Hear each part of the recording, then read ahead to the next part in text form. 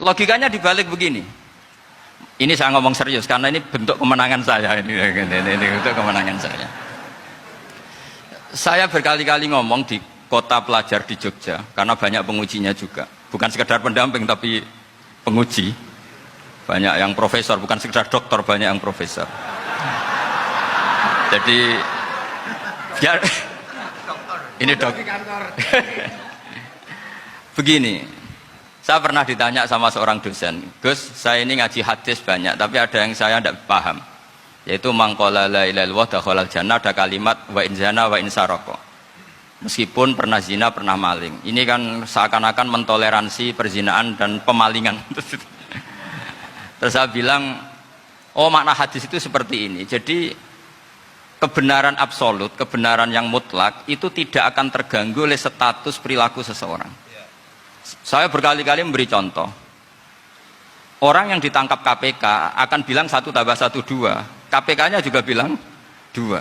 Rivalitas dalam politik, Pak Prabowo ya bilang 2, Pak Jokowi juga bilang 2. Orang yang zaniyah, yang lonte pun akan bilang 2. Muftinya juga bilang 2. Ketua MUI-nya juga bilang 2. Artinya gini, kebenaran yang absolut adalah kebenaran yang siapapun akan meyakini seperti itu. Seperti 1 ditambah 1 2. Kamu punya musuh bilang 2. Kalau ibu-ibu ini punya maru, ya marunya bilang 2 tadi tambah mama. Nggak tahu saya terjemahnya apa tadi.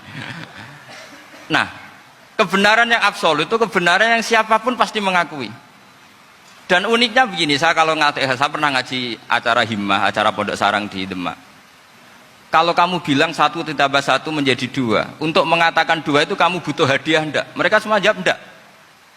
Kita semua enggak saja mengatakan tembok itu putih. Kenapa? Karena memang putih. Kita mengatakan 1 tambah 1 2 karena memang kita tanpa presentasi dapat hadiah, dapat penghormatan.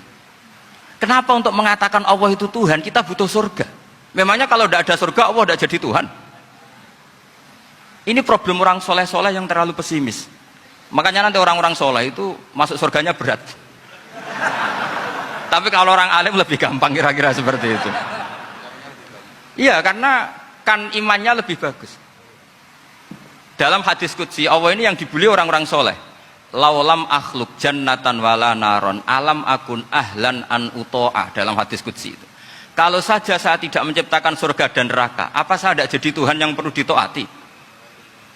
Apa kalau kamu tidak saya kasih uang 1 juta terus bilang 1 tambah 1 11? Enggak kan? Tetap bilang berapa? 2. Kalau kebenaran absolut yang 1 tambah 1 kamu bilang 2 meskipun tanpa mendapat hadiah. Kenapa untuk bilang Allah Tuhan kamu butuh hadiah surga? Itu kan serai ikhlas belas. Makanya saya terus mengajarkan ikhlas. Ikhlas itu bisa dilatih dengan akal, dengan pikiran, bil ilmi lah. Harus dilatih. Nah di sini ini momen atau makna yang mestinya harus difahami wa inzana, bahwa kalimat ini sah meskipun dilafatkan seorang yang pernah zina. Sama seperti 1 tambah 1 2 sah, diucapkan siapa saja sah. Dan siapapun akan mengucapkan itu secara ikhlas. Ini penting saya utarakan.